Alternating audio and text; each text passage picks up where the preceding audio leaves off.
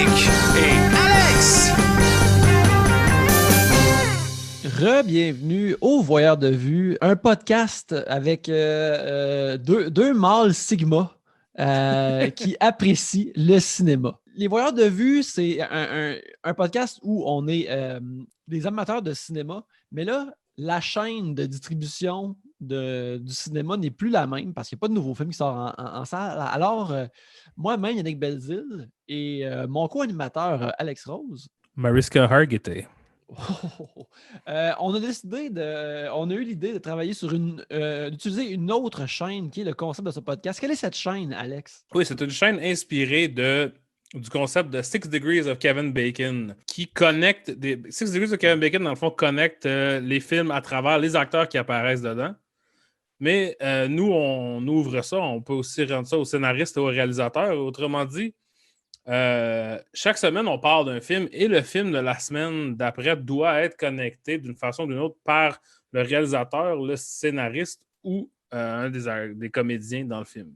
Et là, ça se trouve, cette semaine, on a fait tout qu'un leap, mais pas aussi leap que celui-là de la semaine prochaine, je te dirais.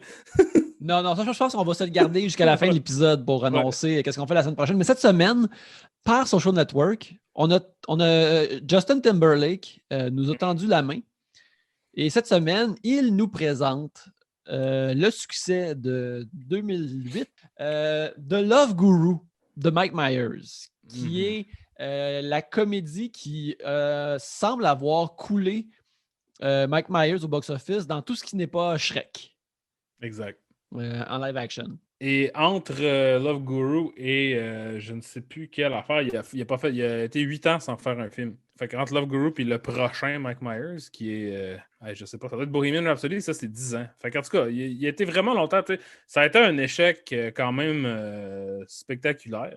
Inglourious Basterds, c'est ça. Fait qu'il n'y a pas la face de Mike Myers dans un film entre Inglourious Basterds en 2009 et Terminal, un film dont j'ai parlé au show jadis, qui est sorti en 2018. Fait que ça a été comme un gros coup, je pense, pour Mike Myers, Love Guru. Et donc, toi, tu l'avais jamais vu avant, c'est ça? Non, moi, c'est la première fois que j'avais visionné ce beau film-là. Mm-hmm. À l'époque, en 2008, quand c'est sorti, j'ai travaillé dans un club vidéo de 2007 à 2009. Et donc, je l'ai vu. Et là, je me suis rendu compte en le réécoutant pour le show cette semaine que je n'avais pas vu la fin. Fait que je ne l'ai pas fini. Avant de s'avancer dans ce qu'on a pensé de Love Guru dans son entièreté, premièrement, on aimerait ça encourager. Premièrement, les voyeurs de vue, c'était anciennement un extra Patreon de 3 bières. Maintenant, c'est son propre podcast indépendant et on vole nos propres ailes. On a des beaux chiffres pour commencer, c'est le fun, mais on souhaite continuer et pour nous aider, pour qu'on soit plus visible, parlez de nous à vos amis qui aiment le cinéma et qui aiment écouter des podcasts de cinéma. Mais aussi, on vous encourage à venir nous écrire des reviews sur iTunes ou plutôt Apple Podcast et les autres plateformes sur lesquelles vous nous écoutez. Et cette semaine, j'aimerais ça lire une couple de reviews qu'on a sur Apple Podcast. Oui. Alors, on commence avec M. Bonheur, qui est notre ami Mathieu. Qui dit que c'est du bon podage. Vous voulez entendre un excellent podcast de Québécois sur le cinéma à la fois pertinent et divertissant? Abonnez-vous donc à celui-ci. Alors, merci Mathieu. On a aussi les Geeks Contre-Attaque, qui est un podcast de pop culture que je suis allé la semaine passée pour leur discuter de choses et d'autres, dont les voyeurs de vue. Et vers la fin de l'entrevue, ils m'ont même demandé si les voyeurs de vue avaient un Patreon. Ce qui est fort gentil de leur part. Peut-être qu'un jour, il y aura un Patreon des voyeurs de vue, mais avant, il faut qu'on aille la masse d'individus qui nous écoutent de l'auditoire. Mais ils disent des amateurs de cinéma professionnels qui communiquent de façon à la fois intéressante et divertissante. Vous allez y trouver votre compte garanti. Alors, merci Geeks Contre-Attaque. On a aussi Marie-Lise Hamelin, qui est une des plus grandes auditrices des voyeurs de vue, qui dit « Enfin, les voyeurs de vue, c'est le pod de cinéma québécois qui manquait, des gars à la fois drôles et sympathiques et cultivés, cinéphiles et connaisseurs. » Tout ça est au pluriel, alors elle ne veut pas dire non seulement toi, mais elle veut dire moi aussi, ce qui est tout à son honneur. Alors on la remercie, Marie-Lise. Et puis finalement, on a moi-même, Yannick B, qui a une opinion impartiale. Je déclare ce podcast de cinéma le meilleur podcast de la belle province. Alors vous voyez, pour le moment, c'est des êtres chers. qui nous écrivent des reviews, mais on espère que vous allez en écrire davantage parce que quand vous écrivez des reviews, ça nous fait monter dans les stats et les algorithmes d'Apple Podcasts et ça nous aide à rendre le show plus visible. Alors, c'est une façon que vous pouvez aider les voyeurs de vue, c'est ce qu'on vous en dit. J'aimerais aussi noter que quelqu'un nous a donné un 2 sur 5. Et on a discuté de ça un peu, toi et moi, Yannick, avant. Et moi, je suspecte que c'est Mathieu Bock-Côté qui a entendu le balado et qui a noté quelques erreurs et égards tant qu'à la langue française. Et il force d'admettre que nous sommes sous le joug d'une mondialisation anglo-saxonne et que Attends, là, j'ai de la misère avec ma parodie de Mathieu Bock-Côté. C'est très difficile. C'est dur, hein? Puis lui, il fait ça sérieusement. Il est de même pour de vrai. Fait qu'imagine comment c'est le fun dans sa tête. C'est ça. Mais tu sais, j'aimerais ça être bon. Tu sais, ça, c'est un skill que j'aimerais développer en pandémie. Là. Une aptitude. Être capable oui, c'est ça, oui, une aptitude. Être capable de forger une imitation convenable de ce bon Mathieu Bock-Côté afin d'effacer les convives qui ne sont pas présents, car en présentiel, c'est non. Donc, puis je parle pas assez vite aussi, tu sais, ça prend Thomas Levac qui est tombé dans un dictionnaire là, pour avoir le débit de Mathieu Bock-Côté. Ouais, ben en tout cas, regarde, je te souhaite bonne chance dans ton imitation de MBC. Merci. Mais il demeure notre ennemi, puis on est mieux de ne pas le croiser dans la rue. Même s'il est tout de même une grosse pièce d'homme, probablement que c'est difficile de le coucher avec un punch. Mais... Probablement, ouais, j'imagine. Mais tu sais, il ne doit pas se battre souvent non plus. J'imagine que c'est comme. C'est plus une histoire de ténacité que de force, là. Je sais pas. Ouais, en fait, j'aime mieux pas essayer. Je veux quand même pas me battre avec lui. Je fais juste non, moi non plus. Au cas où que je suis pogné à me battre avec, je sais pas. Là, c'est glacé dehors. Peut-être que ça serait mon avantage. Ouais, il faudrait je pense que contre Mathieu Bock-Côté, il faut qu'on suive aux éléments un peu pour le vaincre. C'est ça.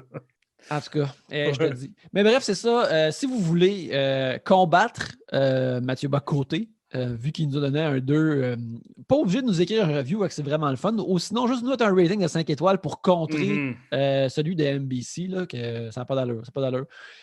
Aidez votre podcast de cinéma local. Avant qu'on continue, Alex, est-ce que les gens, je pense que les gens, dans leur oreille, alors que l'émission a commencé, ont entendu le nouveau thème officiel des voyeurs de vue.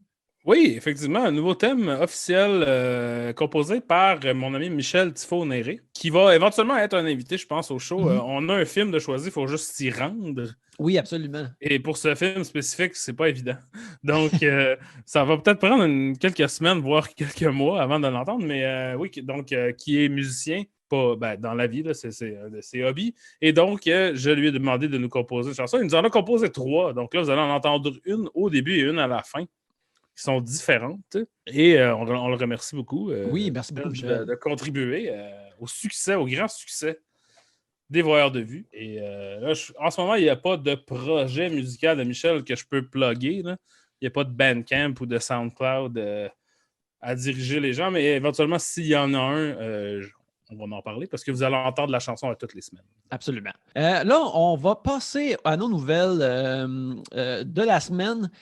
Il n'y a pas grand-chose qui se passe dans le cinéma ces temps-ci. L'actualité cinématographique, c'est soit des affaires vont sortir sur des plateformes ou des affaires qui coûte que coûte veulent être au cinéma sont repoussées. Il y a une couple d'affaires qui ont été repoussées il y a quelques jours. J'aimerais ça en parler parce qu'il y a des gros canons qui ont été repoussés il y a quelques jours. Et puis, c'est important d'en parler. On l'attendait toutes. On avait hâte. On en parle constamment, toi puis moi, en chat. Oui. Morbius, le spin-off d'un personnage Level D de Spider-Man, joué par Jared Leto, était supposé sortir genre ce mois-ci, je crois même, en janvier ou peut-être même en février. Mais là... Originellement, parce qu'il me semble que Morbius était supposé sortir style au mois d'avril l'année passée. Là. Ouais. Parce qu'il me semble qu'il y avait un trailer de Morbius quand on est voir Bloodshot, qui, si vous ne le suivez pas à la maison, est le dernier film qu'on a vu au cinéma avant la pandémie. Moi, j'ai vu Tenet depuis ça là, mais à nous deux. Fait que, genre, je pense que là, ça fait plus qu'1 an qu'il y a un délai là-dessus. Là. Mais là, plus qu'un an, indeed, parce que là, maintenant, Morbius sort le 21 janvier 2022. Alors, Yes. moins d'un an avant Morbius, les amis, préparez vos cosplays pour l'année prochaine. Vous avez le temps, là. Car quand on va tout aller voir, quand on va tout aller au cinéma ensemble, puis qu'on va tout aller voir Morbius, quand on va roll up avec nos gros costumes de Morbius, on va être prêt, on a le temps de le préparer, là. Vous pouvez être tous les Morbius que vous voulez, que ce soit le Morbius de la série animée de Spider-Man des années 90 qui avait des sangsues dans les mains, ou celui de Jared Leto qui semble juste être un gars pâle. En tout cas, on va voir. Sinon, maintenant, Ghostbusters Afterlife, qui va maintenant sortir en novembre 2021. Pendant un bout, il était supposé sortir l'été prochain, si je ne m'abuse. Maintenant, Ghostbusters va être l'été, va être à l'automne, en novembre, proche de Thanksgiving. Ça va être le temps de buster des ghosts à cette époque-là. Puis regarde, la semaine passée, on a eu une grosse nouvelle. On a eu la première image de Muncher, qui est un des fantômes de Ghostbusters, qui est un gros bonhomme mauve qui a de l'air de vouloir être sorti de sa misère. Comme comment il s'appelle l'autre, le bonhomme vert de Ghostbusters? Slimer. C'est comme un genre de Slimer, mais plus comme un Schtroumpf, je te dirais. Mm-hmm. Quelque part entre un gros Schtroumpf puis Slimer. Là. Moi, je dirais personnellement, pour y aller un petit commentaire éditorial, j'en ai déjà plein le cul de Ghostbusters, le nouveau. Je veux plus en entendre parler, je suis tanné. Je veux même pas le voir. Je suis carré d'entendre parler de ça. Moi, je partage pas, mettons, l'amour pour Ghostbusters qu'il y a dans la podosphère québécoise, là, mettons, pour dire. Puis j'en entends souvent parler en écoutant des podcasts, juste en lisant des affaires, puis je suis comme tanné. Là, il y a quelque chose comme trop de buzz ou trop de hype ou une trop longue période avant de voir quelque chose. Là. Puis là, c'est en train de soudainement... le pic est déjà passé. Là, puis là, on est en train de redescendre. J'espère juste qu'on va tous être de retour en salle pour aller le voir parce que à chaque fois que je voyais un trailer de Ghostbusters Afterlife au cinéma, j'étais comme ça c'est quelque chose que je vais aller voir avec Alex. On va avoir toute une conversation après. Fait que pour moi, il n'y aura pas vraiment de vrai retour à la normalité sans qu'on aille voir Ghostbusters ensemble. C'est ça qui est important pour moi. Sinon aussi, il y a plein de choses. Il y a quelque chose... Parlant de trucs qu'en tout cas, moi, je veux vraiment voir, Last Night in Soho de Edgar Wright va finalement être sorti fin octobre, 22 octobre 2021, qui semble être une bonne date pour un film d'horreur. Moi, je suis super vendu à Edgar Wright, alors je suis prêt à attendre, peu importe. Et bien sûr, No Time to Die, qui est repoussé le 8 octobre 2021. Fait que je pense que James Bond a comme fait une année complète. Là, finalement, fait que ça aussi, j'ai comme hâte de le voir, mais on dirait que le hype est passé pareil. Là. Ouais. Puis tu sais, c'est poche parce que c'est pas comme de leur faute. Non. Je suis comme tanné d'en entendre parler. Tu sais, moi, personnellement, même si tu sais, des gros blockbusters comme ça, je les aime, j'ai de la misère maintenant à anticiper des films de même. Parce que c'est sûr que je vais les voir. Tu sais, c'est comme... C'est garanti. Un Dune, c'est garanti. J'ai pas tant hâte de le voir parce que c'est juste une question de temps. T'sais, fait que les affaires qui m'excitent, c'est plus comme quelque chose qui, mettons, peut-être va sortir à Cannes, puis là, ça va prendre 18 mois avant qu'on le voie. Tu sais, des choses comme ça. Ça m'excite plus parce que c'est plus inconnu un peu, tu sais. Tandis que des gros blockbusters, je veux dire, puis ça se peut que ça soit très bon, Dune, ça se peut que ça soit très bon, Afterlife, tu sais, mais ça, je pense que c'est un facteur du fait que ma job était avant d'aller au cinéma toutes les semaines. C'est que, tu sais, je vais toujours au cinéma, donc éventuellement, une de ces choses-là va être un film qui est bon. C'est drôle de dire ça parce que j'ai un sentiment un peu semblable au tien, mais moi, ça vient plus d'être un geek qui suit ces affaires-là. Et puis là, maintenant, tous ces trucs de grosses franchises-là sont essentiellement sur des rails ou sur des genres de grilles que tu le sais maintenant des années à l'avance que ceci va sortir, ceci s'en vient. Puis, il n'y a pas le facteur comme... Tu sais, pour une raison de folie que j'ignore, hier, je regardais des trailers de vieux films.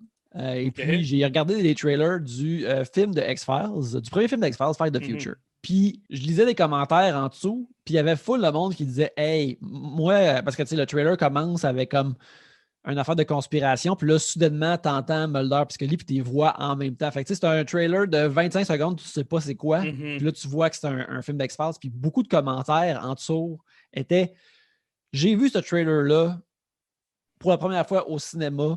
J'adorais X-Files, mais j'avais aucune idée qu'un film d'X-Files s'en venait. » Puis ça, c'était en 98. Puis découvrir dans le cinéma de là qu'il allait avoir un film d'X-Files, c'était incroyable. Puis ça, à moins de ne pas être au courant de ces affaires-là, puis même si tu ne suis pas l'actualité geek, ces affaires-là vont peut-être bouillir, puis les bulles vont se rendre à toi, tu n'es plus vraiment surpris par ces affaires-là. Fait qu'il y a comme un épuisement de Ghostbusters Afterlife, là, ça va-tu être bon? Ça fait tellement longtemps que je sais que ça s'en vient. Là, c'est là. C'est la même chose comme pour tous les films de Marvel qui s'en viennent. C'est une raison, je pense qu'il y a eu un gros hype. Puis quand on a fait un épisode sur ce qui s'en vient sur Disney+, puis tout ce qu'ils ont annoncé, c'est comme la nouvelle version de voir le trailer au cinéma. C'est que là, c'est comme « Oh shit, ça s'en vient! » Mais tu sais, tous ces shows-là, ça aurait été plus cool de découvrir hors de nulle part que tu arrives un matin sur Disney+, puis que là, il y a un nouveau show de Star Wars que tu ne savais pas qu'il allait exister. Mais... Ça arrive de temps en temps, là, ils ont fait ça. C'est extrêmement rare qu'un film... Ce qu'ils peuvent faire maintenant, c'est annoncer un film, annoncer, mettons, le cast, puis sortir le moins d'informations possible avant que ça... Je pense aussi que... Mais l'idée que ça, c'est un phénomène récent, c'est pas vraiment vrai, parce que, comme j'en parle souvent en show, j'aime ça lire des vieux journaux. Et dans les vieux journaux, il y a toujours des articles sur des films qui s'en viennent. Tel réalisateur est en train de courtiser Richard Gere pour jouer dans son film, whatever, Silver Surfer, puis des films qui finissent pas par exister. Puis d'autres affaires que tu vois en regardant des vieux trailers, comme années 70, années 80, c'est que le trailer dure comme 3 minutes et demie, puis il montre tout le film. Fait que, ça, parce que, j'imagine que le hype n'était pas perfectionné à l'idée de laisser les gens... les gens ne traitaient pas le cinéma comme on le traite maintenant. Fait qu'il fallait qu'il y ait une idée plus complète de qu'est-ce que le film va être avant d'aller le regarder, I guess. Puis aussi parce que, à ce moment-là, il n'y avait pas de multiplex. Fait que, s'il y avait un film qui passait à ton cinéma, tu voulais plus savoir c'était quoi parce que c'était comme ton seul choix si tu allais au cinéma ce soir-là. Cette idée de marketing, comme de ce que tu parles, c'est vraiment l'affaire des années 90, peut-être fin des années 80. Parce que je me souviens, je pense que j'en ai parlé quand on a parlé de Batman Returns, mais d'être allé voir Batman Returns, puis il y avait le trailer de Alien 3 devant.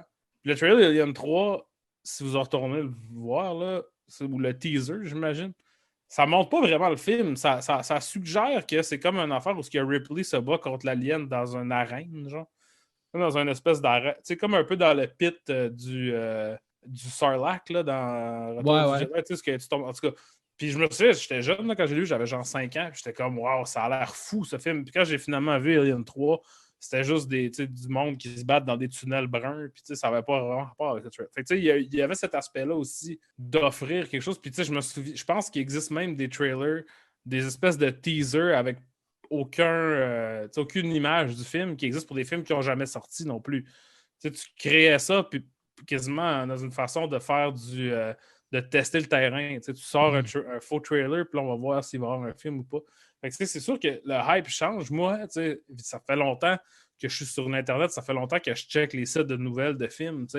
Fait que ça, il y a ça aussi qui éventuellement a dû me briser à quelque part loin. Comme il y a des films que des fois, des films comme de 2004, là, mettons, que je vois, puis je suis comme, c'est vrai, ça, quand il l'a annoncé, c'était un autre acteur dans ce film-là.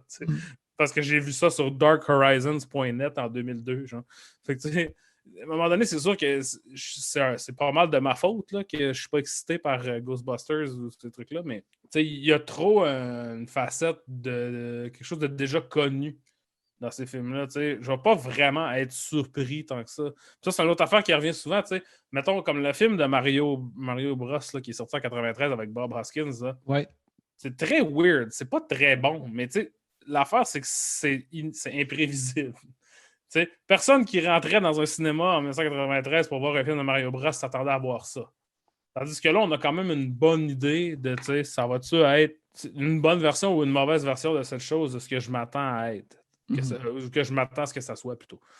Tout ça pour dire que tous ces films-là qui ont été repoussés depuis 1 an, m'excite moins, mais on annonce des nouveaux films, puis ça m'excite parce que là, ça c'est encore dans l'inconnu, tu sais. Mm-hmm. Comme ça se trouve, ces nouveaux films-là qui annoncent sont en train de tourner en ce moment, qu'on ne sait rien dessus, vont essentiellement sortir en même temps que James Bond, si tout va bien. Là, fait que c'est très étrange. Il n'y a jamais eu ça dans l'histoire de la Terre ou en tout cas de la pop culture. Là. Un genre de... Que ça soit jamais dans un le bottleneck. calendrier. Un bottleneck, c'est ça. C'est un coup de bouteille. Oui. Mais, un entonnoir bouché, en tout cas. Ouais, quelque chose du genre. Autant que j'ai hâte de voir ces films-là, j'ai pas tant hâte. Je veux les voir, mais j'ai pas hâte. Puis, je pense que la dernière fois que j'avais vraiment hâte de voir un film, je me souviens quand Sin City a été annoncé de Robert Rodriguez. J'avais tellement fucking hâte de voir ça. Genre, j'étais tellement hyped. J'ai jamais... peut-être Scott Pilgrim aussi, mais tu sais, c'est deux affaires où ce que j'avais... Parce que je suis pas vraiment un geek de comic book, j'avais lu les comic books, j'avais hâte de voir, tu sais. Ça se trouve, c'est deux films qui rendent assez bien l'aspect visuel et tactile du comic. Là. Mais depuis ce temps-là, ça fait au moins 10-15 ans que je suis comme je verrai ce film-là quand ça va sortir, I guess. Mais pour parler de justement un film qui a été annoncé, je pense, la semaine passée, qui s'en vient, dont on sait très peu de choses, mais qui se connecte un peu avec le film là, dont on parle cette semaine. C'est un nouveau film de David O. Russell, qu'on connaît pour American Hustle, Joy, Silver Linings Playbook, The Fighter, I Heart Huckabees, Three Kings. C'est un réalisateur quand même solide, même si Joy, c'est de la style marde, puis American Hustle, c'est juste correct. Mais ils ont annoncé ça cette semaine, puis ça m'excite parce que je sais pas c'est quoi. Comme je connais rien là-dessus, je vais te lire la... Ça, puis un gros cast. Un gros cast, c'est ça. C'est la distribution, en fait, qui m'excite. C'est Christian Bale, Margot Robbie, John David Washington, Rami Malek, Zoe Saldana, Robert De Niro, Mike Myers, Timothy Olyphant, Michael Shannon, Chris Rock, Anya Taylor-Joy, Andrea Riseborough, Mathias Schoenaerts et Alessandro Nivola. C'est beaucoup de monde là, dans un même film, puis on sait pas de quoi ça parle, on sait pas qu'est-ce que c'est.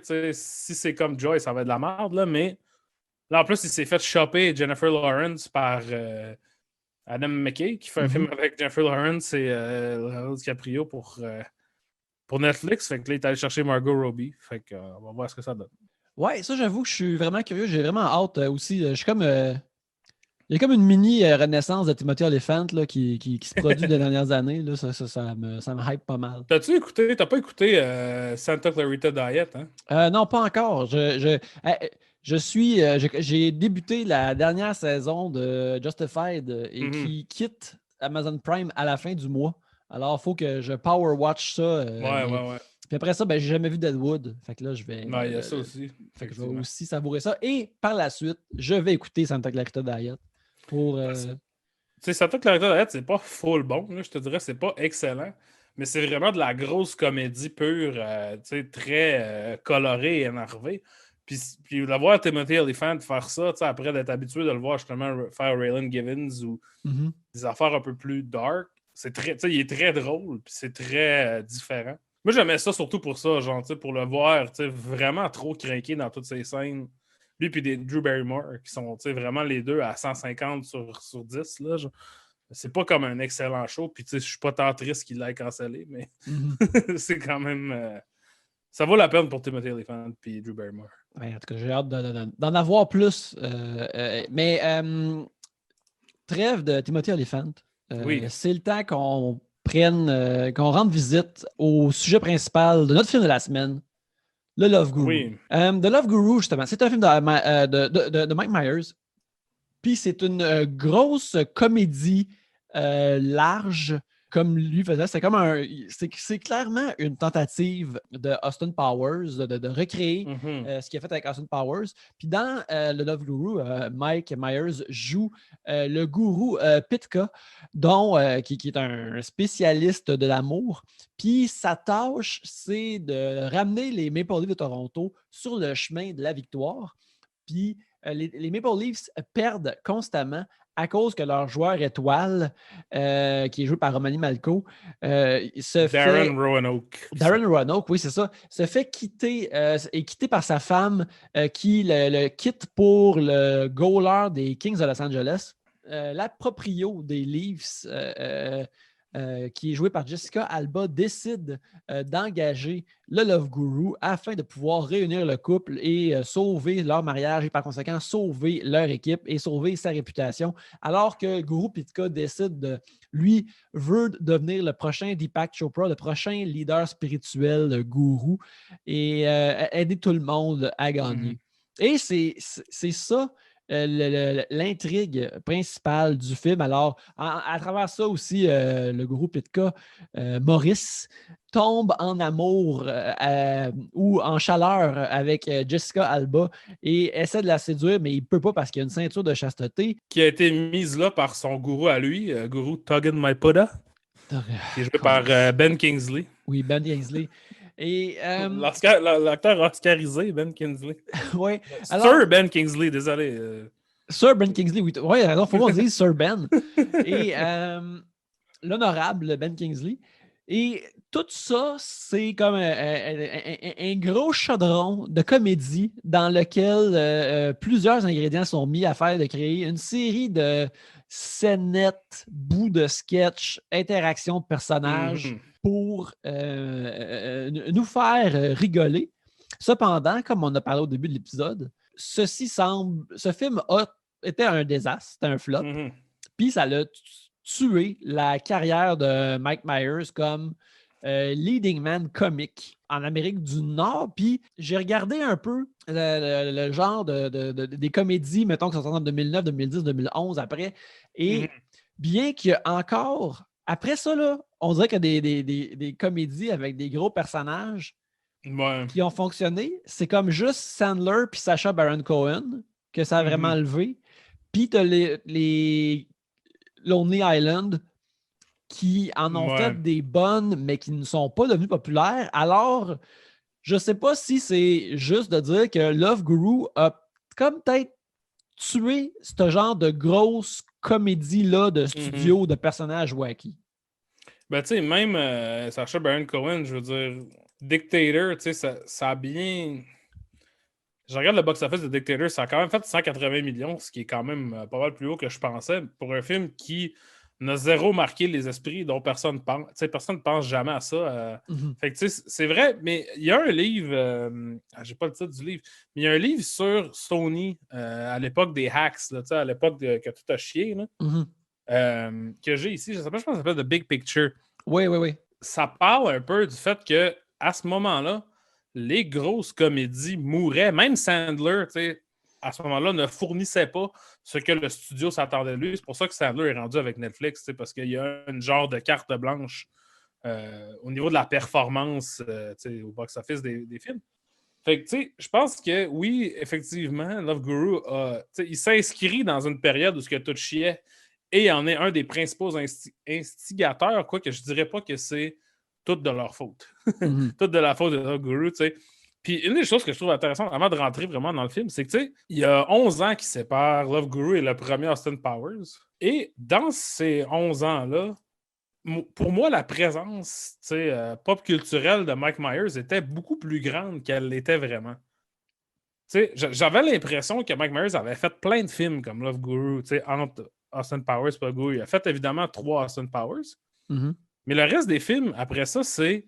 Il a fait 54, qui était comme une tentative de faire un drame là, dans lequel il jouait un rôle purement dramatique. Il a fait un film qui s'appelle Pete's Meteor, que j'ai jamais vu, qui est un film irlandais un peu feel-good, où il joue un dealer de drogue sur la rédemption en adoptant un enfant ou une mère de même. Mystery Alaska, qui est réalisé par Jay Roach, dans lequel il y a un rôle de soutien. Jay Roach qui a réalisé les Austin Powers. Après ça, il y a les Shrek, qui sont évidemment des gros hits. Cat in the Hat, qui est, j'imagine, un gros hit.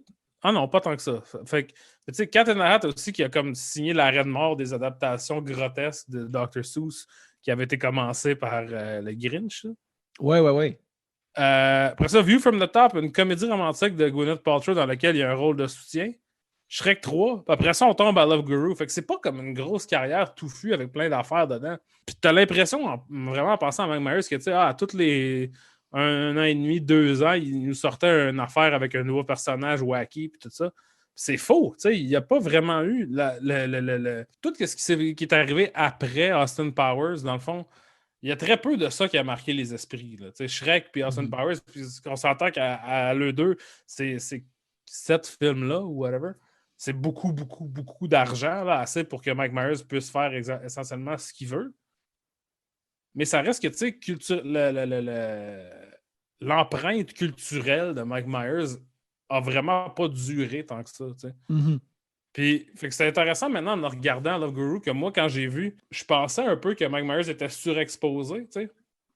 Que je voyais souvent Mike Myers dans plein de marde à cette époque-là, tu sais, c'est l'impression que j'avais.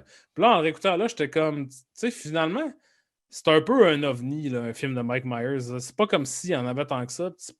Surtout avec un nouveau personnage qui vient pas d'SNL, qui n'est pas un spin-off d'un personnage d'Austin Powers. C'est une plus grosse... c'est un plus gros swing que je pensais à l'époque.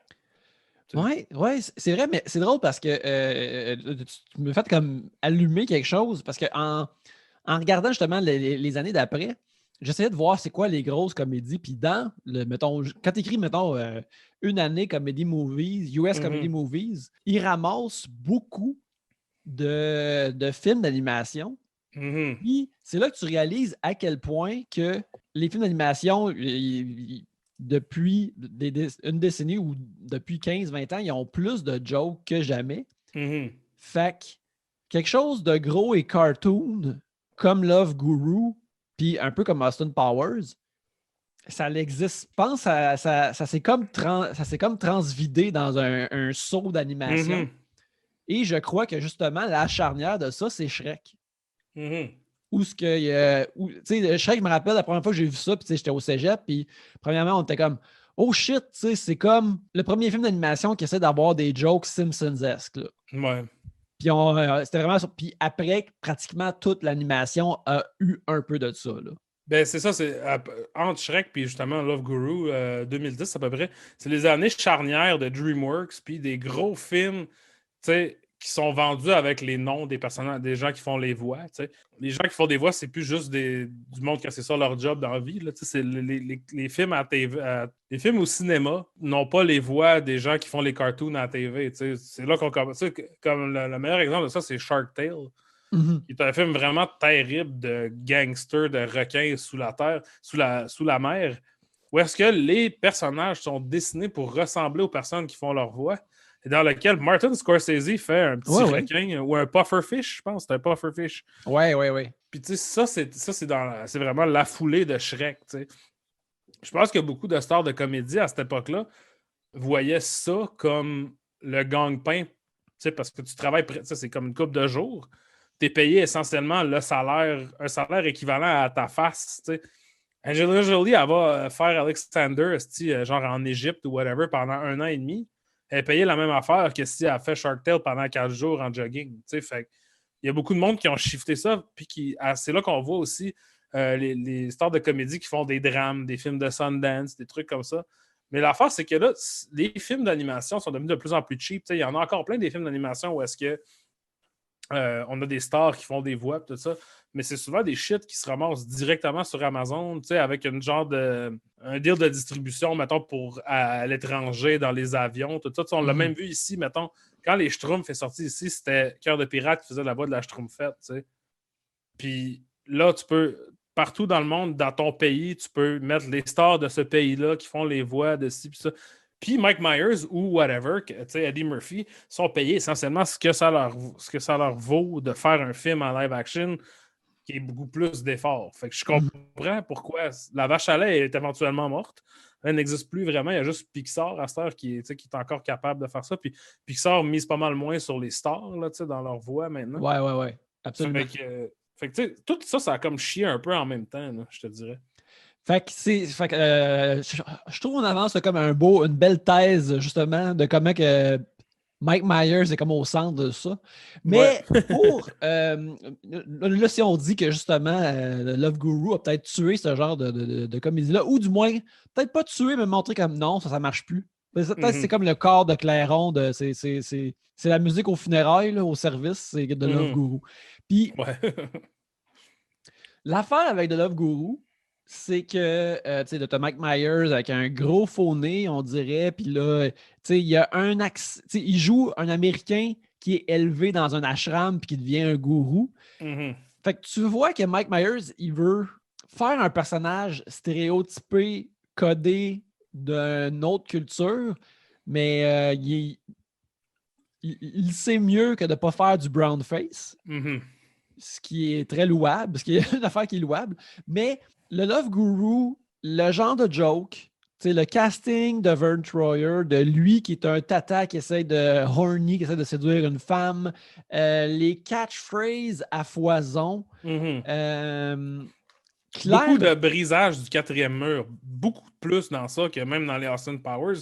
Ce qui était déjà trop, là. Ouais. Tu sais, comme faire une joke, puis là, dire c'était ça le punch. Puis là, regarder la caméra, puis faire as-tu compris la joke?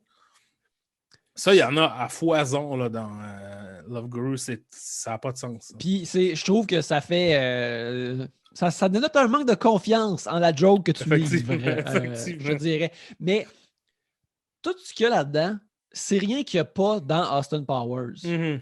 Puis, premièrement, en l'écoutant, une des affaires qui m'a vraiment frappé, c'est comme où clairement Austin Powers, c'était comme plein de morceaux d'affaires que lui aimait. Puis, je pense que dans Love Guru, il y a des morceaux d'affaires que lui, il aimait aussi. Ouais. Ça me semble tout de même une construction que je dirais pas qui est cynique, mais qui est comme je pense que c'est comme Austin Powers, puis tous les morceaux d'Austin Powers. Mm-hmm. Alors, je pense que le monde va aimer ça. Là. C'est aussi bon, là, n'est-ce pas? Une des choses importantes de Mike Myers qui, essentiellement, là, fonde toute son œuvre, c'est que ses parents sont britanniques. Il est canadien, il a grandi à Toronto, mais il me semble que ses deux parents, mais au moins son père. Et c'est beaucoup ça, tu sais, c'est clair, tu vois que chez lui, là, même s'il était à Toronto quand il était jeune, il voyait beaucoup plus de culture britannique que peut-être les gens autour de lui, tu sais. Puis Love Guru, veut pas, l'Inde, ça a été longtemps une colonie britannique, tu sais. Il y a un crossover entre l'Inde et l'Angleterre qui est inévitable. Puis l'affaire, là, sur Criterion, il y a une série de films de Peter Sellers, surtout du early Peter Sellers, là, tu sais, mettons, tous les films sont avant la première Panthère Rose. J'ai commencé à regarder ça, puis j'ai fait Mike Myers veut clairement être Peter Sellers, c'est ça. Tu sais, ça va pas plus loin que ça, là. Mike Myers a vu Peter Sellers, puis il a fait c'est ça que je veux faire. Même à ce niveau, tu sais, il y a d'autres affaires, là, il y a Dudley Moore, Peter Cook, tu sais, toute la comédie, on a déjà parlé avant de Carry On, la série de films bas de gamme, de comédie de pète. Tu sais, Austin Powers, c'est clairement ça. Tu sais, il n'y a pas de demi-mesure, là. Mm-hmm. C'est j'aime l'Angleterre de quand j'avais 10 ans. Mais là, Love Guru, c'est moins clair. C'est comme, puis-je filtrer des affaires que je trouve niaiseux, comme le self-help puis les sitars, à travers les affaires que j'aimais quand j'avais 10 ans. Parce que ça revient beaucoup dans le film, là, son Nemesis, c'est Deepak Chopra. Mm-hmm. Puis c'est un peu ça la joke, tu sais, comme la joke primaire de Love Guru, c'est asti que Deepak Chopra, c'est bizarre comme concept. Puis il y a aussi beaucoup de sketchs de thérapie self-help puis pour des gens riches de Beverly Hills, des affaires comme ça. Tu vois exactement. Tu sais, quand tu vois ces scènes-là avec les acronymes puis ces patentes-là, tu es tout le temps comme Love Guru, c'est-tu un sketch de SNL finalement? Parce que ça ressemble à un sketch de SNL qu'il y aurait eu en masse. Là, ouais, c'est ça. Parce que, pour dire, tu sais, souvent, une de ces méthodes primaires de conférence, c'est des acrostiches. Mm-hmm. Fait que, tu sais, Guru, ça veut dire G, you are unique. Ouais, ou, c'est une affaire de même, là. Fait que, tu sais, il y a des acrostiches sur un PowerPoint, puis là, il fait lire le monde, puis là, des fois, c'est full long, puis c'est niaiseux. Comme à un moment donné, c'est Blow Me, mettons. Mm-hmm. Tu sais, puis... mais tu sais, comme ça, par exemple, comme joke, c'est... Une fois, cette joke-là, c'est drôle. Mais quand il introduit cette joke-là, il en fait comme 6 d'affilée. 6 fois la même joke de genre, regarde, c'est un acrostiche niaiseux long. Puis là, c'est comme, ouais, on a compris. Puis probablement, je me souviens pas exactement, mais probablement qu'il se vire à la caméra puis il fait, hey, c'est long, il y a beaucoup d'acrostiches. Puis tu sais, c'est pas de l'anti-humour, ça, là. C'est du genre de vaudeville cabaret bas de gamme qui n'est pas capable de s'assumer en tant que ce que c'est. T'sais. Il y a un certain niveau de ah, regarde comment c'est niaiseux, t'sais. Regarde comment ça n'a pas d'allure, ces jokes niaiseuses-là. Mais en même temps, trouve les jokes drôles pour vrai. T'sais. Fait que c'est là que ça devient un peu difficile à comprendre exactement d'où ce qui arrive. Il y a comme un peu un désespoir de riez de ça, s'il vous plaît. Please clap. Ouais, c'est ça. Puis en même temps, c'est comme, mais je suis pas sûr, je peux-tu. Il y a une partie de l'auditoire qui va trouver ça colon. Je veux leur dire aussi que je trouve ça colon, moi aussi. Ouais. C'est ça, je pense qu'il ramasse tous ces outils d'Austin Powers puis il essaie de faire rire tout le monde. Puis ça, je trouve dans Austin Powers, tu vois, qu'il s'en crissait plus parce que c'était plus voici des affaires que j'aime. Cela dit, quand le film a commencé, ça commence avec le générique. Probablement, il y a un générique chanté. Puis ça, je trouve toujours c'est une façon charmante de commencer un film. Puis tu sais, il chante une version de 9 to 5 de Dolly Parton. Ça s'y tard. Puis ça n'a aucun rapport thématiquement avec son personnage. Mais ça absolument rien. Parce que tu sais, c'est pas un gars qui travaille fort, là, mais c'est super comme gagnant comme début de film. Mais là, j'étais comme je pense que le monde a exagéré. Je te gage que Love Guru, c'est le fun, pareil, anyways. Mais tu sais, juste le moment où il fait la ligne de 9 to 5 sur sa star, puis là, il regarde dans la caméra, puis tu sais, là, ça part, tu te rends compte qu'il est en train de faire 9 to 5. Moi aussi, j'étais comme ah ouais, nice. Hélas, le rêve n'a pas duré longtemps. Le rêve n'a pas duré longtemps, mais il y a 2 autres tunes dans le film. Et ça me semble être des moments où lui, là, il est vraiment content de mettre ça. Puis le reste du film n'a pas ça. Il n'y a pas ça. Là. Mais une affaire aussi que je veux en venir à Mike Myers, c'est que je trouve que son énergie humoristique est vraiment sincère. Puis je pense qu'il n'y a pas un mauvais fond. Il y a pas, je sens pas de la colère ou de la satire dans Mike Myers. Là. Cependant, le fait qu'il joue quelqu'un d'une autre culture, puis qu'il fait des jokes faciles comme emprunter la structure d'un mot hindou, indien, puis faire de poil dans le cul, mais ça, je trouve que ça me laisse vraiment comme un mauvais, puis c'est aussi l'époque, là, mais ça me laisse vraiment un mauvais goût dans la bouche, puis je suis comme, oh Mike, si c'était pas aussi transparent que tu veux te moquer d'une autre culture, que tu veux pas te moquer d'une autre culture, là, ça paraîtrait mal en calice, ce film-là. Là. Ouais, c'est ça, tu sais. Puis, tu sais, comme je t'ai texté quand je le regardais, je suis comme, tu sais, j'apprécie vraiment qu'il fait pas un accent indien. Vraiment, tu sais, il fait comme un accent pas rapport de Mike Myers, là, genre, c'est vraiment pas clair. Comparé, mettons, à Ben Kingsley. Ben Kingsley qui a des racines indiennes, pour vrai. Fait que, tu sais, Ben Kingsley qui fait un accent très convaincant indien, même si c'est un personnage crossaille qui pète puis qui pisse partout tout le temps, genre. Tu sais, j'apprécie ça, mais de là, c'est vrai qu'en le regardant, tu te dis, cette idée-là est arrivée comment? Puis qu'est-ce que tu pensais? À quoi tu pensais? C'est quoi la genèse de faire Love Guru? C'est-tu comme, les gourous, tu sais, que... Parce que c'est vrai qu'à ce moment-là aussi, c'est pas indien, mais tu sais, autour de ça, il y avait le Kabbalah qui était super populaire, là, qui est une forme de mysticisme juif, là, genre... Oui. Avec l'arbre de la vie, puis tout ça. C'est ça, puis Madonna était bien big là-dedans, tu sais, puis Madonna, qui est sûrement une amie de Mike Myers, là, parce que, tu sais, elle fait... The Ray of Light. Tu sais, il y avait une couple d'affaires où, il me semble, il y avait Mike Myers dedans, là. Fait que, tu sais, puis elle est dans Goldmember, il me semble. Ouais, ben Ray of Light, non, c'est Beautiful Stranger qui est Beautiful Stranger, ça, c'est dans le 2. Ouais. Puis il me semble qu'elle est présente dans le 3. En tout cas, je pense qu'il y a un certain niveau de satire de le monde jet-set péteux de brou Hollywood dans lequel il s'est retrouvé depuis Austin Powers, mais que Mike Myers n'a jamais été un doute qui a l'air tant heureux d'être connu, genre. Fait qu'il veut pas s'appuyer là-dessus, tu sais, il veut pas faire un film sur Hollywood, fait qu'il fait un film sur le hockey. Une chose très canadienne qu'il connaît, qui fait partie de sa vie, tu sais. Mais à la base, je pense que, tu sais, c'est l'idée, si... Là, je vais être le plus généreux possible avec Mike Myers, c'est qu'il voyait, c'est ça, tu sais, même du monde, style Tony Robbins, tu sais, des genres de personnes de self-help un peu crackpot. Il voyait ça, puis il faisait, tu sais, il y a des jokes à faire là-dedans. Mais là, l'erreur, c'est qu'il est allé chercher Peter Sellers dans The Party, qui est un film de Blake Edwards de 1968, dans lequel Peter Sellers porte du brownface et joue un personnage indien. qui est un film que j'aime pas vraiment. T'sais. C'est un film que souvent le monde te dit ça c'est un classique de comédie, mettons, de boomer. Là. Les boomers vont te dire que c'est incroyable. Puis là, tu le regardes, puis c'est comme une petite niaiserie de hippie avec des affaires offensantes dans le milieu. Mais je pense que c'est ça, tu sais. C'est un peu comme comment je peux explorer ces affaires que je trouve ridicules des gens autour de moi qui ont de l'argent comme moi sans me mettre à dos, ben je vais me mettre un pays entier à dos de façon pas claire. Genre, je sais pas trop. Ben, premièrement, c'est à noter que The Party, c'est le film que Hank Azaria a vu et a voulu émuler pour faire la voix de Apu dans Les Simpsons. Ça fait que Voilà. The Party a le dos large. Il fut un temps où est-ce que quand j'avais imbibé quelques consommations, je faisais des imitations de Peter Sellers dans The Party. C'est à peu près à l'époque du Love Guru. Et on laisse ça là-bas, les amis. Je ne vais pas faire mon imitation de...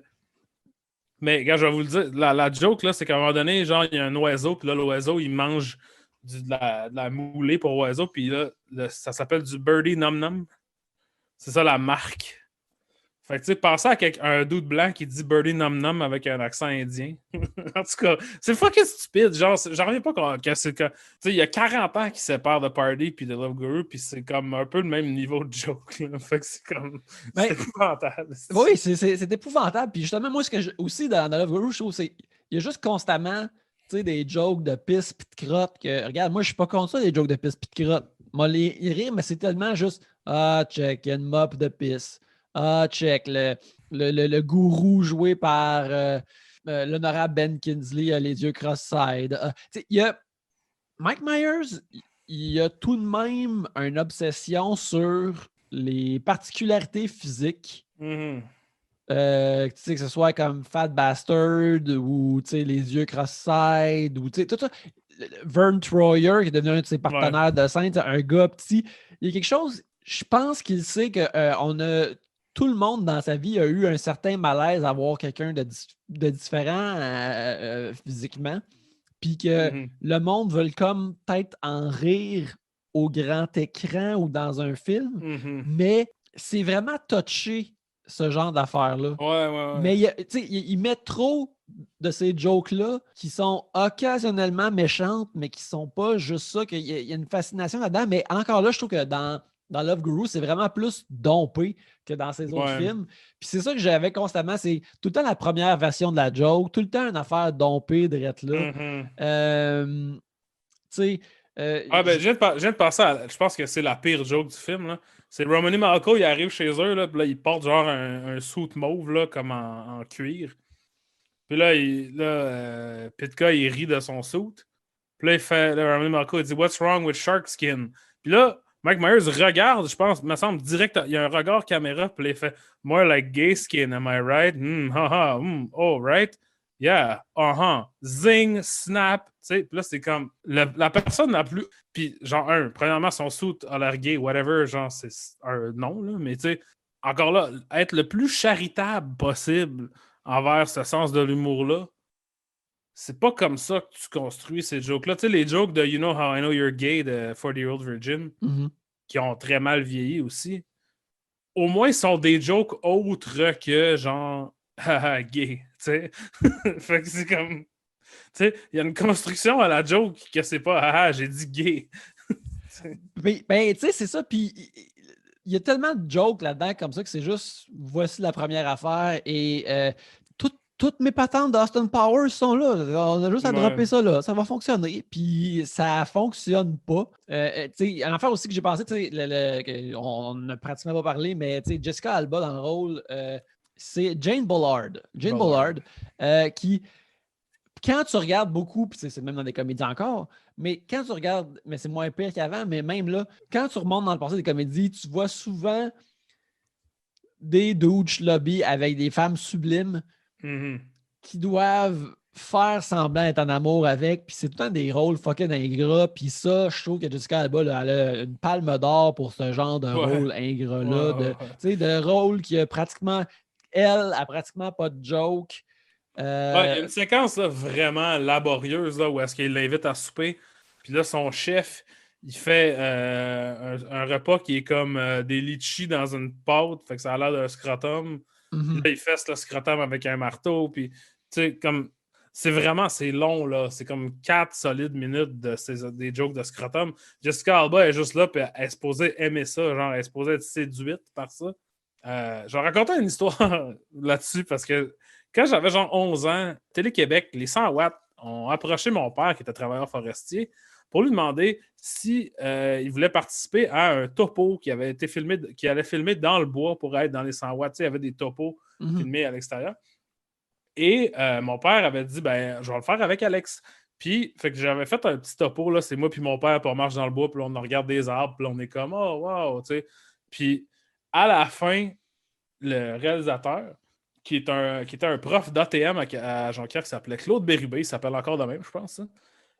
Il m'a dit, là, tu vas avoir de la soupe, puis là, tu vas faire. Puis là, il y avait une autre petite fille avec moi, puis elle fait, j'avais hâte de manger, puis là, moi, là, Alex, tu vas regarder la caméra, puis tu vas faire, moi aussi, c'est bon, puis tu vas mettre la cuillère dans ta bouche.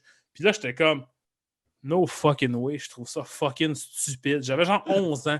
J'étais comme, c'est fucking gênant. Il n'est pas fucking question qu'on me voie à la TV en train de faire telle stupidité. Puis quand je voyais Jessica Alba qui était juste assise là, puis qui était comme, oui, tirer des testicules dans ma face, tout ça, je pensais à moi, puis j'étais comme, tu sais, moi, j'avais pas la fortitude de faire ça. Là. Jessica Alba, elle aurait pu dire, hey, je veux pas faire ça, mais je sais pas, elle croyait en ce projet, somehow, je sais pas trop, là. Ça serait la moindre des choses que Jessica Alba mange de la soupe en disant, moi aussi, j'avais hâte de manger de la soupe. Mais c'est tellement plus qu'on lui demande. Ouais, puis elle s'est acquittée de la tâche de façon incroyable. Mais là, qu'est-ce que tu penses aussi de l'homme qui nous a amenés au Love Guru, de JT, Justin Timberlake? Oui, Justin Timberlake qui joue Jacques Lecoq Grandet. Qui joue un goaler québécois. Un goaler québécois. It is me, I am a Pop-Tart, it's a Pepsi May West. Il y a beaucoup d'enthousiasme. Son accent est correct des fois. Il est pas mal moins dans le film dans mon souvenir. Comme il est troisième dans le cast, mais il est pas mal moins là que même Vern Troyer ou Ben. Il est à peu près là autant que Ben Kingsley. Je trouve correct. Disons que ça n'augurait pas vraiment une grande carrière comique pour Justin Timberlake, qui joue un personnage qui...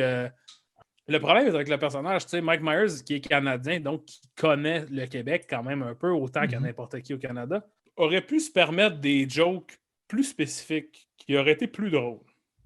Parce que dans le fond, ce qu'il fait, c'est faire des jokes de Canada. But he talk like this. It is me, Jacques Lecoq Grandet. What are you doing in my pool, my little buttercup? Je trouve que c'est pas tant drôle. Mais il est très enthousiaste. Je vais donner ça à Justin Timberlake. Il veut vraiment. Il est content d'avoir été appelé pour être dans The Love Guru. Ouais, absolument. Puis, tu sais, je le comprends. Parce que je pense que, tu sais, même toi et moi, qu'on n'est pas comédien ou whatever, mais si Mike Myers m'appelle demain et dit hey, tu veux-tu que je vienne te tirer du caca d'en face dans mon prochain film? Je serais comme, ben, Mike Myers, c'est sûr que oui. Puis là, je regarderais le film et je serais comme, wow, quelle style de merde, pourquoi j'ai accepté de jouer là-dedans? Mike Myers puis Claude Bérubé, c'est quand même. Bref, c'est ça. C'est deux grandes personnes créatives. Oui, absolument. Mais tu sais, l'autre affaire que je voulais parler aussi, il y a plusieurs personnes qui apparaissent dans des petits rôles dans le film. Fait que Vern Troyer, qui était bien sûr Mini-Moi dans les Austin Powers, qui a un rôle plus parlant que dans les Austin Powers, parce que Mini-Moi parle pas, me semble, dans les Austin Powers. Nutsack, Ball, non, comment il s'appelle? Cherkoff, oui. C'est comme Cherkoff. Oui, c'est ça. Qui est le coach des Maple Leafs. Puis, il y a beaucoup de jokes de petites personnes. En fait, c'est que c'est calqué sur la joke du mole. Tu sais, ou en français, c'est mouche. Là, quand le gars, je pense que c'est dans le 2, qu'il y a un gars avec une grosse mouche dans la plat. Austin Powers n'est pas capable d'arrêter de le regarder, puis il fait mouche. J'ai vu Austin Powers 2 plus souvent en français qu'en anglais. Fait que c'est un peu ça. Fait il n'est pas capable de résister, de dire qu'il est petit, puis qu'il est un nain, puis ça. C'est pas drôle. Non. Je vais dire une chose. Vern Troyer, extrêmement game de faire des cascades. Beaucoup de fucking cascades de Vern Troyer dans ça. Il tombe sur le cul genre 40 fois. Tout en train de revoler dans les décors. Puis tu sais que c'est lui, genre, parce que c'est comme ça qu'il est devenu comédien, là, en étant un cascadeur pour genre des bébés puis des petits singes, puis des affaires de même. Puis c'est vrai, tu sais, Baby's Day Out, là, le film Oui. qui joue tout le temps à TQS, ça, ben, un des bébés, des stunt bébés, c'est Vern Troyer. Fait que, tu sais, là, j'étais comme, j'apprécie son travail de cascade, pour vrai, parce que, à un moment donné, il glisse toute la longueur de la patinoire. Là. C'est un de mes deux rires du film. J'ai deux rires dans ce film-là, puis c'est toutes les deux des situations de Vern Troyer. Puis ça, c'est quand il se fait débifriler, là, il se fait donner un choc cardiaque, puis là, il glisse, il slide le long de la glace, puis ça, j'ai rigolé. Chers auditeurs, j'ai rigolé. Et l'autre fois, c'est quand on voit, à un moment donné, on le voit dans son bureau, qui est un bureau construit à son échelle. Fait que quand tu vois les autres personnages, sont trois assis, ils ont le plafond sur la tête, assis dans un petit divan. Ça, c'était molto bene. C'est parce qu'ils ont construit, puis tu vois dehors le reste du bureau. Tu sais, ils ont construit un petit bureau à son échelle avec un petit plafond dans le bureau normal. Fait que tu sais, à l'extérieur, tu vois le monde qui passe dans un couloir à l'échelle. Ça, moi aussi, je dois dire, j'ai trouvé ça drôle. C'est comme une joke un peu plus style Jerry Lewis, là, une joke de décor. Là, puis là, à un moment, puis c'est ça, Pitka sort une petite fourchette de ses fesses.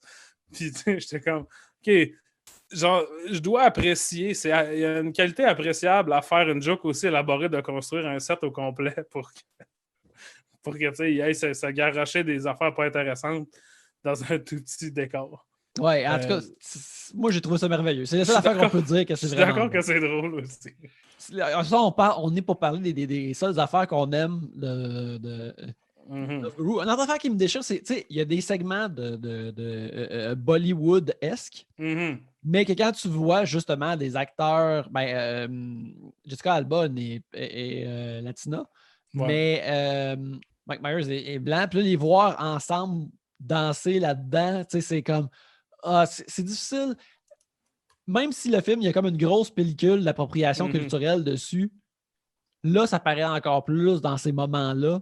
Ouais. Mais même s'il était comme tout de même fait avec une certaine torque de on le fait parce qu'on aime ça, je suis comme oui, je vois ça, puis j'aime ça un peu, mais en même temps, je suis comme mais tu sais, mais ça c'est fait, tu vois, ça pour vrai, je dois dire, tu vois que Mike Myers, il connaît ça. C'est pas juste des codes de poche de genre, je répète ce que j'ai vu sur YouTube, là, parce que, premièrement, la chose que j'ai remarqué, c'est la voix de Jessica Alba. Elle est super scratchy, là, elle est super aiguë, puis le son n'est pas pareil. Ce qui est vraiment une affaire qui arrivait parce que souvent, dans les tunes de Bollywood, souvent les tunes puis les vocals étaient enregistrés complètement différemment, séparément.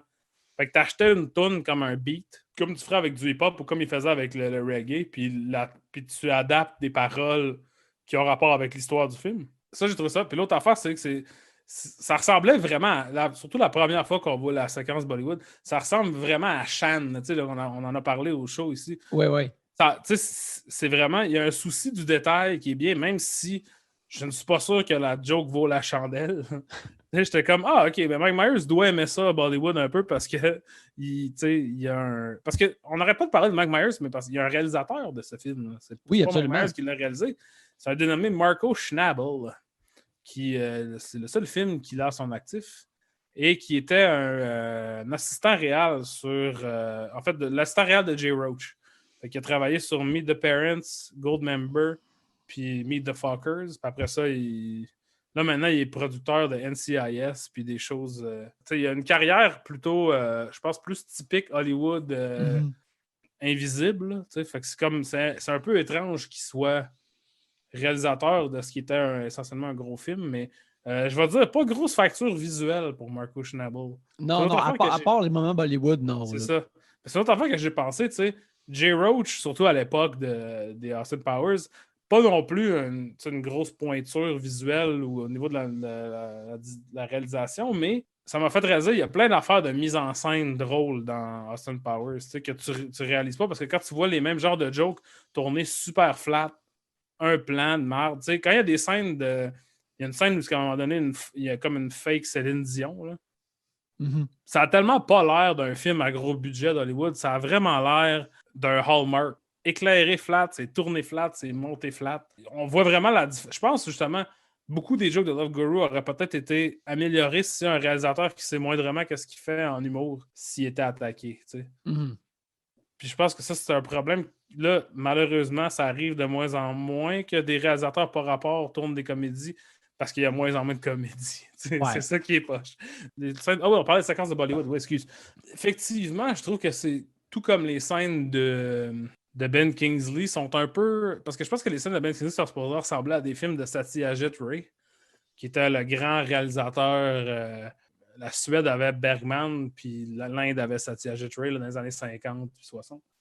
Puis je connais pas assez ça pour m'avancer, mais tu sais, il y a un certain au niveau des couleurs, puis tout ce truc-là, que tu sais, c'est supposé aller jouer dans les films classiques indiens qui ne sont pas Bollywood, tu sais, qui ne sont pas des musicals, puis qui sont OK, ouais. Parce que c'est ça, une affaire qu'on a parlé, je pense par texte, mais on n'en a pas parlé au show encore. C'est, tu sais, Mike Myers est quand même un esti de nerd pointilleux qui aime plein d'affaires vraiment spécifiques. Ouais. Puis ça, j'aimerais vraiment plus ça si ça venait me rejoindre de quelconque façon. Mais tu sais, c'est pas le cas. T'sais.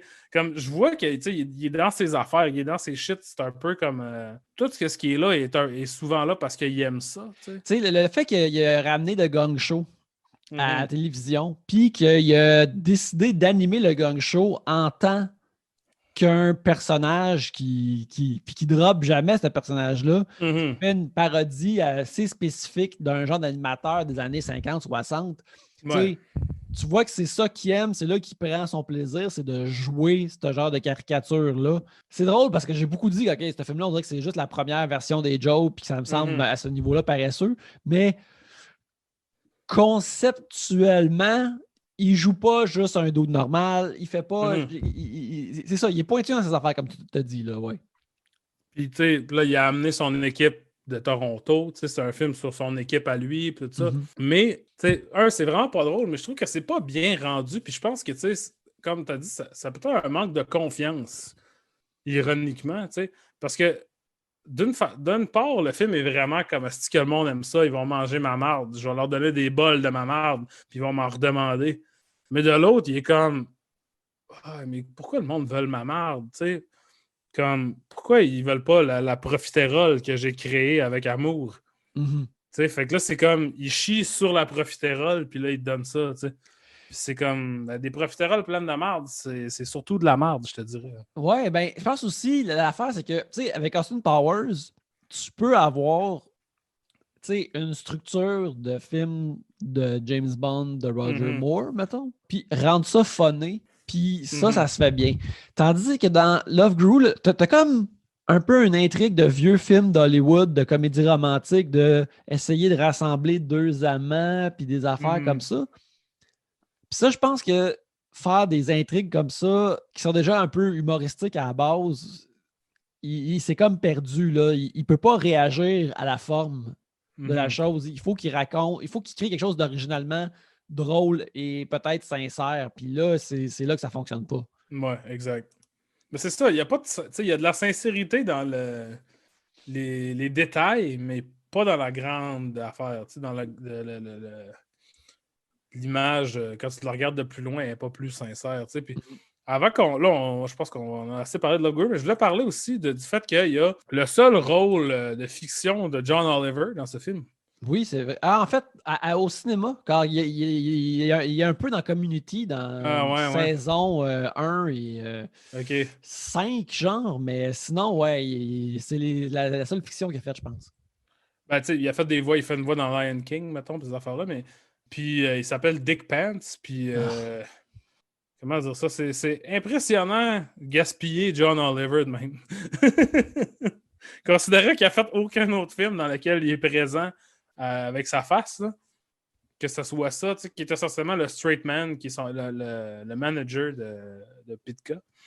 Puis aussi, puis Stephen Colbert qui est dedans aussi avec Jim Gaffigan. Ils font essentiellement juste voler des jokes de Best in Show en tant que deux commentateurs de hockey. Et ils sont très mauvais d'ailleurs. Ouais, c'est pas drôle. Moi, c'est vraiment du mauvais Christopher Guest. Là. Les annonceurs sont supposés être straight. Pour eux autres, par exemple. Ils sont fous, Ben, les wack, qui. Gaffigan, il est straight, puis l'autre, il est sur le crack, ou je sais pas trop, là, puis il se met en bobette. Fait que, tu sais, mais ça, c'est une autre affaire aussi. À cette époque-là, tu sais, il y a aussi Rob Hubel, puis le petit Tosh.0, là, Daniel Tosh, qui ont des petits rôles aussi. Puis, tu sais, en 2008, veux pas, il y avait pas beaucoup de monde qui mettait, tu sais, Stephen Colbert. Ben, tu sais, Stephen Colbert, et je pense qu'il est dans Bewitched, là, mais tu sais, c'était pas... On perçoit que Mike Myers a quand même une certaine... est au courant de ce qui se passe en humour autour de lui. Ouais.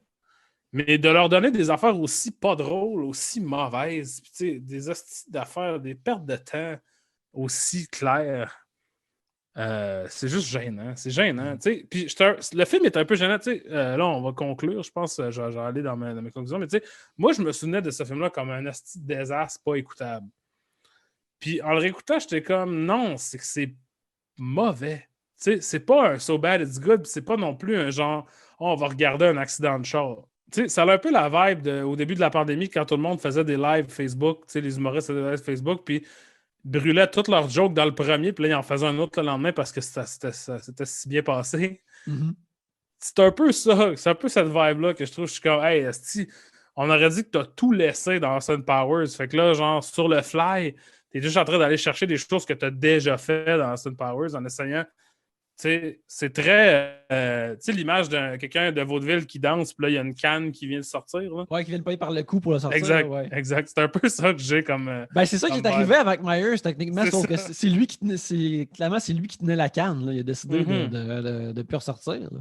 Puis c'est lettre, c'est mal construit. C'est un film qui anticipe à être regardé sur le streaming parce que tu peux très bien regarder ton téléphone presque tout le long puis rien manquer puis être toujours très au fait de ce qui se passe quand tu regardes Love Guru.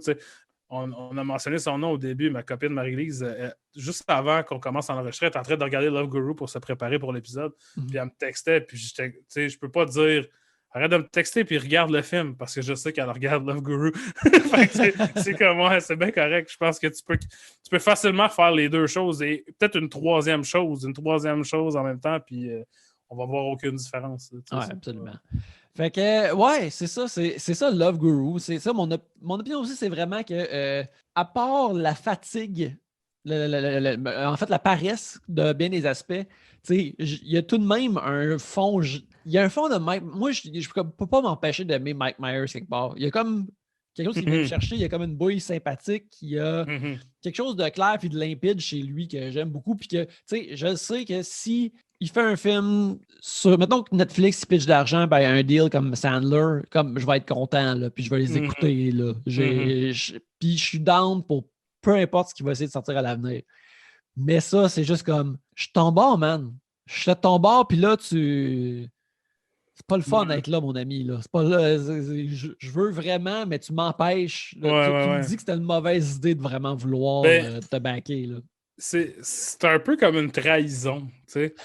C'est comme dire à Mike Myers, hey, je suis là pour ce que tu as à me pitcher. Puis là, il fait ah ouais, hein? Puis là, il pitch la pire merde du monde. Puis là, tu fais ah, c'est pas ça que je voulais dire. Tu peux essayer des affaires, mais comme j'ai dit, t'as chié sur une profiterole. Puis là, tu penses que je vais trouver ça bon. C'est couvert de ta merde, Mike. C'est couvert de ta merde. Mike, je peux pas manger cette profiterole-là. Il y a des crottes. Bref, là-dessus, je pense que c'est temps de terminer l'épisode comme tu l'as mentionné plusieurs fois. Écoute, moi, je veux qu'on fasse un petit débriefing là, parce que, genre, d'habitude, au Verre de Vue, on n'a jamais fait un film qu'on savait qu'il allait être autant de la merde. Ouais. On a vu Artemis Fowl, ben, c'était pas l'épisode au complet, mais ça, on l'avait vu comme la même semaine. Puis ça, moi, je trouve Artemis Fowl, c'est pire que Love Guru. Là. Oui, Artemis Fowl fait tout de même semblant que tu viens de voir quelque chose à la fin. Tandis que Love Guru, ça le dérange pas si tu le rappelles plus jamais. Tandis que Artemis Fowl est comme quel ride épique qu'on vient de vivre ensemble. Fait que tu sais, je pense que ça va arriver quand même dans le futur là, à travers notre concept de film lié, qu'on va volontairement se soumettre à des mardes. Mm-hmm. Mais je pense qu'il va falloir y aller un peu plus. Pas que ça soit plus de la merde que Love Guru, là, parce que pour vrai, je me suis quand même emmerdé à regarder un film de merde. Ben regarde, il est 87 minutes. C'est vrai. Puis je pense que si on va les yeux grands ouverts dans une daube, faut que ce C'est soit vrai. une daube courte parce que. Il y a 6 tunes dedans aussi, tu sais. Puis les tunes, il n'y a pas de joke, il n'y a rien, c'est juste des tunes. Fait que tu peux un peu, genre, cesser d'exister. Puis Ouais, tu peux sortir de ta tête un peu. voilà. Oh là là là là. Fait que oui, c'est. Avant de dire, de saluer nos auditeurs et de terminer l'épisode, Alex, Justin Timberlake nous a amené The Love Guru. Quel est notre prochain film? Qui nous amène à notre prochain film et quel est notre prochain film? Écoute, ça ne peut pas toujours être puéril. Donc, on s'est arrêté à Sir Ben, Oui, qui l'honorable joue Ben. le rôle évidemment inoubliable de Guru Tuggen Et on va aller directement suivre Ben Kingsley vers Schindler's List. Et oui. Là, on a dit beaucoup de niaiseries, on a parlé beaucoup de caca, genre, cette semaine. C'était à l'image du film qu'on a regardé. Là, ça ne sera pas un genre de on va roaster Schindler's List. Là. Genre, moi, j'ai pas d'intérêt à faire ça. On va regarder Schindler's List avec tout le sérieux et le gravitas que ça nécessite. Fait qu'avant, là, vu qu'on sait qu'on regarde ça, t'as-tu déjà vu Schindler's List, Yannick? Je n'ai jamais vu Schindler's Et List. tabarnak, OK. Fait que là, ça va être une grosse expérience pour moi, mais je pense que ça risque d'être... Je me rappelle quand la première fois j'ai vu War of the Worlds, puis je croyais pas que... J'ai comme, ah ouais, Spielberg, il est bon, mais je pensais pas qu'il y avait ces images-là intenses en dedans de lui. Mm-hmm. J'imagine que je vais avoir la version tristesse oppressante de ça pour Schindler's List. Ouais, c'est une façon quand même douce de dire ça. OK. Fait que j'ai l'impression que ça va peut-être me rentrer dedans, mais Ouais, je suis prêt. Là, quand je vais le regarder cette semaine, ça va être la 3e fois que je le vois. La première fois, je l'ai vu à l'école. Je vais avoir comme 13 ans. Tu sais. Moi, j'avais 13 ans en 1999, qui était une période particulièrement productive pour les edgelords et le monde qui rit quand c'est pas le temps de rire, genre. Mm-hmm. Fait qu'il a fallu que je le réécoute après. Je l'ai vu à l'école, puis tu sais, le monde était comme les nazis, waouh. Quand tu vas dans des camps de concentration, des chambres à gaz, tu es nu. Ça fait beaucoup rire le monde de région qui regarde des films à l'école. Fait que je l'ai réécouté après ça, je pense, quand j'étais au cégep. Puis après ça, j'ai comme décidé que c'en était assez. J'avais pas besoin de réécouter Schindler's List dans ma vie. Et là, tu vois, j'ouvre une parenthèse là, pour ça. Là. Mm-hmm. Parce que moi, dans ma tête, je n'allais plus jamais le revoir parce que c'est quand même rough, c'est quand même pas le fun. Mm-hmm. Donc, on va parler de ça la semaine prochaine. Donc, préparez-vous. Si ça vous intéresse de vivre un 3 heures extrêmement rushant, préparez-vous en regardant Schindler's List d'ici jeudi prochain. Absolument. Mais en attendant qu'on lise la liste de Schindler, vous pouvez, premièrement, on vous encourage une fois de plus à nous donner 5 étoiles et nous écrire une review sur Apple Podcasts si c'est quelque chose qui vous intéresse. Aussi, vous pouvez nous suivre chacun sur Letterboxd, qui est un média social de cinéma. Moi, c'est Yannick Belzile. Vous pouvez aussi me suivre là, Yannick Belzile sur Instagram où je vais mettre de mes dessins que vous pouvez me commander, ainsi que sur Facebook où Yannick Belzile, cartooniste robuste, et sur Twitter où je parle souvent de pop culture. Oui, moi, c'est Alex Rose, 2 petites barres en dessous sur Twitter. Wild as it existe sur Instagram et Letterboxd. Vous pouvez aussi lire mes chroniques et mes critiques de films sur cultmontreal.com. Et on remercie encore une fois Michel Tifo-Néré pour la chanson thème, les chansons thèmes, en fait, que vous allez entendre de chaque bord de cet enregistrement. Mais avant d'entendre ce thème de outro, on vous invite à cette semaine à aller voir des vues. Mariska Hargitay. Mariska Hargitay.